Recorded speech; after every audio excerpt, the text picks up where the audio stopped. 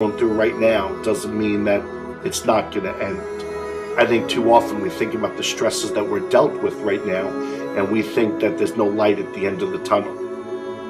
All that you can see is darkness, and everything that you try to do just kicks you right back in the face, and you just can't seem to get yourself up. You don't even have to go through something traumatic. Some are caused by something traumatic. Some can be a chemical imbalance in the brain. There is light at the end of the tunnel. Life is hard. Life is challenging. There are ups and downs. And these challenges that you face, they're going to do their best to take you down. Do not let them. Of course you have to work. Of course you have to show up. Your team needs you. Life needs you. Your family needs you. Life is for the living. Depression is not only normal, it's essential, and be grateful for it because it allows you to reorder yourself at a higher level. I speak what's on my heart. And I gave my speech, and as I was closing, I kind of mentioned some depression. Because I was coming out of the winter months, and it hit me again this past winter, and I went and saw the doctor, and so it was on my mind, and it came up. And as I was saying, I thought, this generation of people probably aren't connecting to what I'm saying. When I walked off the stage, and they lined up, the amount of people that thanked me for talking about mental health. And here I was, I thought they didn't want to hear. I thought I was stepping out of line. No, it needs to be talked about because it's not just this generation, it's people are realizing more and more that it's an issue. And the more we talk about it, the easier it is for people to be honest with themselves and get the help they need. Line up those problems and confront them, face them, fight them. Do not let them bring you down. Do not personally identify with your depression. See it as you see winter, and winter always leads to spring and summer again. See it as you see nighttime. Nighttime becomes daytime again. Hold on to that fundamental quality of faith. And on the other side of your pain is something good. Suicide is a permanent solution to a temporary problem. No matter what you're going through right now, doesn't mean that it's not going to end. Stand up, dig in, let those challenges raise you up, let them elevate you, let their demands and their trials make you stronger. Adversity you face today turn you into a better person tomorrow. You are worth more than diamonds. All the diamonds in the world, you are so precious. Every single one of your hearts, you can do something. Life is not always good. Life is always not rosy. But life is worth living. There's one thing that if you did every single day, it would make an extraordinary difference in whatever mental health issue you're struggling with, and that is exercise. And the reason you've got to exercise every day is because what we know about human beings is that when you physically move, your physiology changes, and that changes your brain. Take the time to rest. Because just what if that resting is the key to world-class producing? Get outside and exercise every single day as if your life depends upon it, because you know what? It does. Your brain needs it, your body needs it, your mental health needs it. And I feel like if you had heart problems and saw a cardiologist, well, everyone would be concerned about you, would know you're doing better, and it would be open and honest with the crew. But the most complicated organ in your body, if you have a problem with it, suddenly we don't want to talk about that? No, and you can get over it. And that's what people need to realize. You can be cured. You can get past it. I assure you, the clouds will lift. Right, there is sunlight above the clouds. You're just looking at the clouds right now. And they will lift, and crisis has come to teach you the big lesson you're meant to learn to move to your next level in the next chapter of your greatest life. this depression will pass. It will go away, and something much better will take its place. But for right now, all that you really need to know is that you have to make it through. Getting your heart rate up, getting outside, breathing, feeling connected, getting out of your house, which may make you feel depressed and trapped. The man I am with you right now as I speak with as much authenticity as I know how to share is the result of my times in the valley of darkness. Doing that every day, that physical push, you don't have to run. You don't have to go to an aerobics class. Get outside with your dog in the woods. Walk with a good friend for 2 or 3 miles. Doing that every single day not only moves your body, which changes your mind, it gets you out of your physical environment, which is one of the things that people with depression tend to have a hard time doing. And it also creates a bit of momentum and a bit of a routine in your life. Every time I experience a bout of depression, I come out on the other end a different person, doing different things. But it's because I'm aware of what's happening and I'm aware. I want to see the opportunities as they present themselves to me instead of falling into the depths of a spiral down depression because I'm personally identified with what is happening when I'm upset. And your schedule is not full and you actually feel like you're wasting your life because you're not this epic producer. What if those times were actually a different form of productivity? What if those times were actually being productive in a different way, where you're actually producing not in the world, but producing within yourself, producing strength, producing new insights, producing new ideas, producing new capabilities, producing new energies, producing new emotions, shifting from fear to love, because when you go through difficult times, what do you really do if you feel your fear and your pain? You release it. It's out of your system, and you grow in love and bravery and strength. What does that do to your craft? What does that do to your power? What does that do to your bravery? What does that do to the light that you bring into the world? You become this incredible force that is undefeatable. I suggest to you that if you are facing a challenge, don't stop. Stay busy. Work your plan. Continue to do those things that you know that work for you after you have evaluated yourself in the situation. Continue to move. Stay busy, stay busy, stay busy. You are part of a larger cosmos, whether you know it or not. And communing with nature allows you not to see the bars of the prison cell, but the stars of the universe. And if you can connect with those every day, my dear friend, you will use your pain as an instrument for your greatest growth. And then you try something new. And then you'll also go to school and people will put you down and parents will tell you that you're a failure because you failed at a test. And you start believing the lies around you, saying that you're not good enough and no one's going to want you and you'll never ever do anything good in your life and you'll never ever, achieve the dreams and goals that you wish you had done or wish that you could do. And these steps take you closer. That voice saying, you're not good enough, you're not good enough, you're not good enough, and all you need is one more step to fall. So you have a choice to know which step you're going to take today.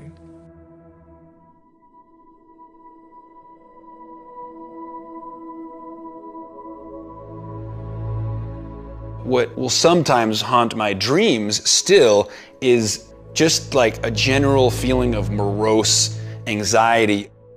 Everyone experiences a version of anxiety or worry in their lives. I don't know why I opened up and talked about it, but I guess I was just sick and tired of just having it inside of me for 20 plus years, and I was ready to make a change. What helped me the most, that I want to impress upon all of you, is that I realized that part of my identity is saying no to things I don't want to do. And you are all in school and you all have a lot of teachers and a lot of people around you that tell you all day what you have to do, but it is your right to choose what you do and don't do. It is your right to choose what you believe in and what you don't believe in. It is your right to curate your life and your own perspective.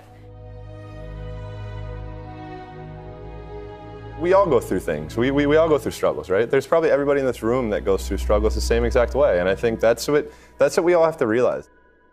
It's just something that every single person goes through. And maybe we go through it in a different or more intense way for longer periods of time, but it's not, there's nothing wrong with you. To be a sensitive person that cares a lot, that takes things in a deep way, is actually part of what makes you amazing. I also struggled a lot with anxiety and depression. If you start to feel like you are twisting things around you and you start to feel like there is no sunlight around you and you are paralyzed with fear, here's how you can help yourself. First, you have to understand what anxiety is, and you have to understand the connection between worry, which is something we all do, and self-doubt, which is something we all do, and anxiety. Anxiety is what happens when your habit of worrying spirals out of control. It's important for you to foundationally understand that anxiety and worry are the same thing. It's just that your body starts to get agitated, and that's when we call worrying anxiety. Your heart races. You might sweat a little bit. You might feel tightening in your chest. You might feel a pit in your stomach. You have a surge of cortisol. You can actually beat it.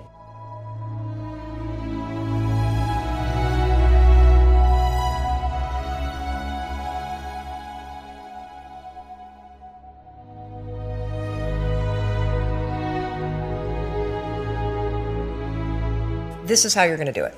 So all day long, you're going to have moments where your thoughts drift. Like you'll just be hanging out with your friends and then suddenly you're like, I'm not sure that that person likes me anymore. You know, I haven't heard from my kids lately. I wonder if they're dead, or, you know, oh, you know, as I check, like you just start worrying about stuff.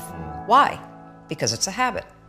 Because when you're not paying attention, your brain shifts from you being a decision maker and paying attention to you just kind of spinning things on autopilot, and one of your habits is worrying.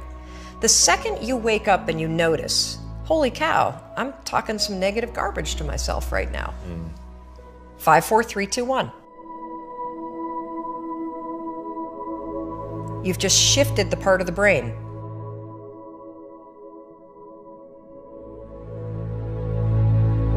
You've shifted from the basal ganglia, which is where your habit loops are spinning, and you've awakened your prefrontal cortex. You've also interrupted that pattern. Now what you're going to do, because your mind is actually ready to receive a different thought because of the counting, now you can put in an anchor thought. Like if you have a mantra, if you've got a vision about the way that your business is going to turn out in 5 years, if you just have a thought that makes you really happy and proud, insert that. Now, why does this work? It works because of the counting. And I'm not kidding.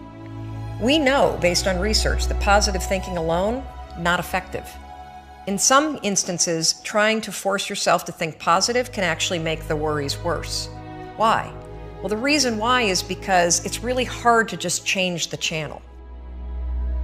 What we have to do first is basically interrupt it and turn off the TV, and then turn it back on with the prefrontal cortex awakened. So the counting is essential. And so you can start using this today.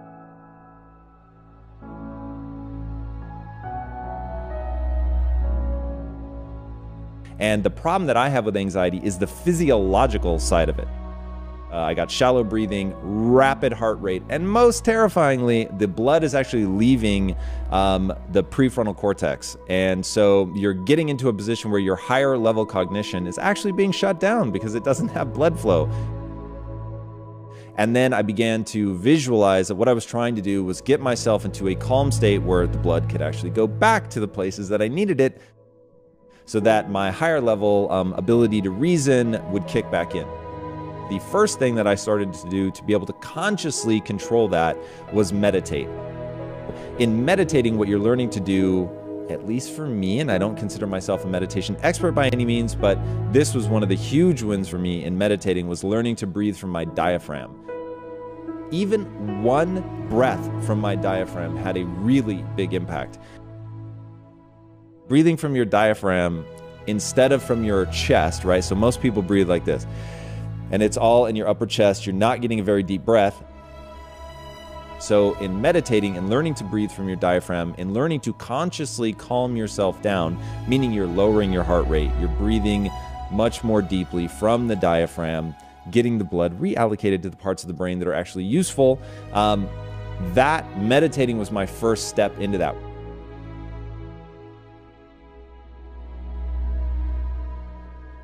When there are really hard times, there are so many tools that you can use to help yourself in those times, and it does get better and easier as life goes on and you start to get to know yourself more and what will trigger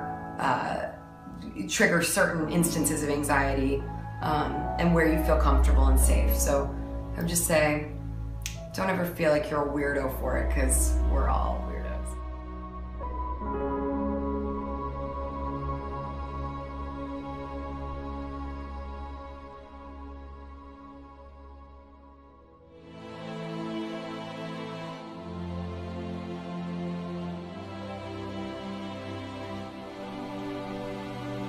In 1973, a young man wrote a letter to American author E.B. White. The young man was losing his faith in humanity. And this is the reply he received from White. Hope is the thing that is left to us in a bad time. I shall get up Sunday morning and wind the clock. E.B. White wrote those beautiful words in response to fears surrounding our future. As long as there is hope, get up and wind the clock. At times it doesn't matter the view, does it? You may be looking in the mirror at your own life. You may be looking out the window at what's happening around you. The future becomes bleak, days full of fear.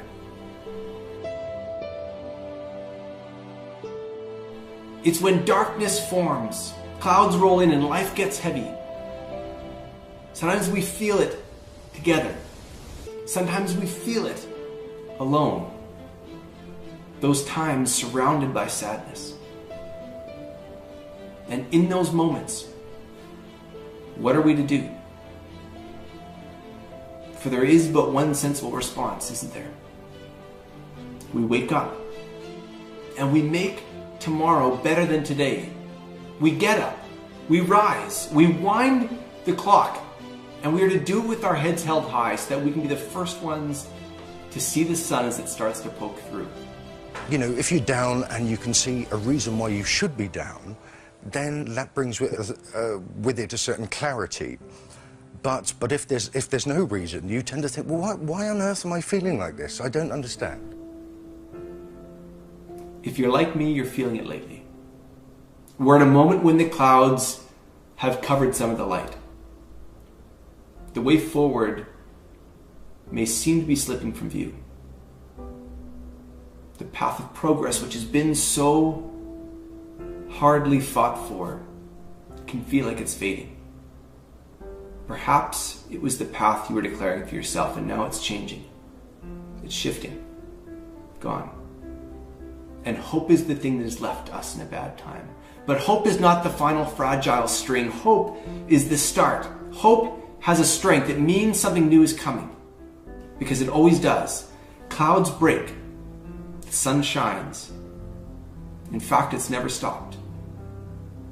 So in E.B. White's words, hang on to your hat. Hang on to your hope. And wind the clock, for tomorrow is another day.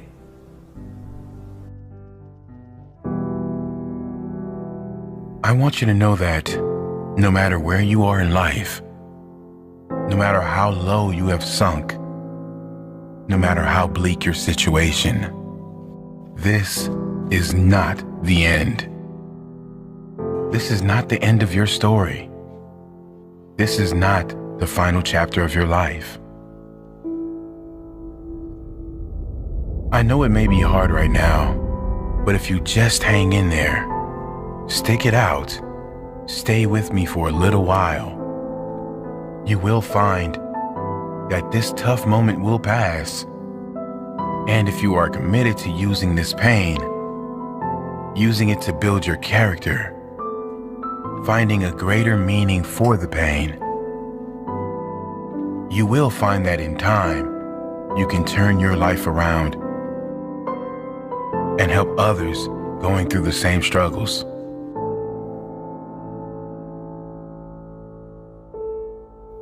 The world right now is in the middle of a mental health crisis. It's estimated almost half the population suffers from depression at some stage throughout their life.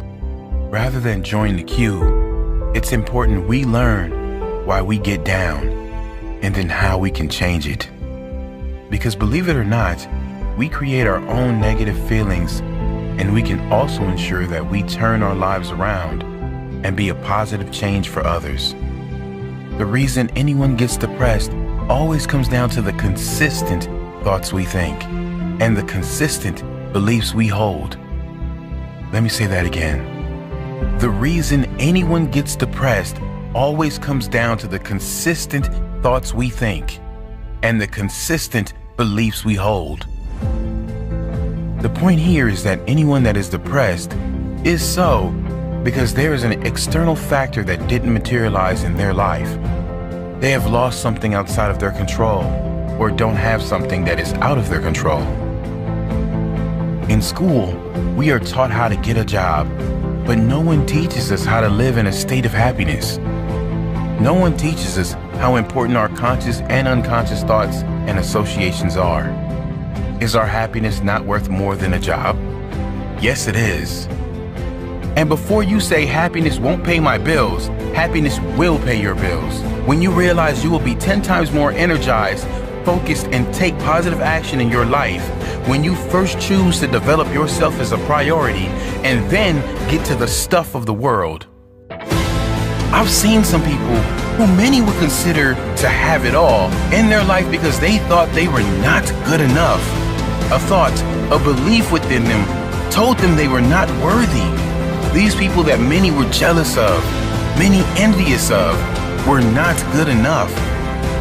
You must value yourself enough to take the time every single day to work on you, to engage in something that will ensure you are a positive influence on the world. This, of course, doesn't mean life will suddenly be perfect.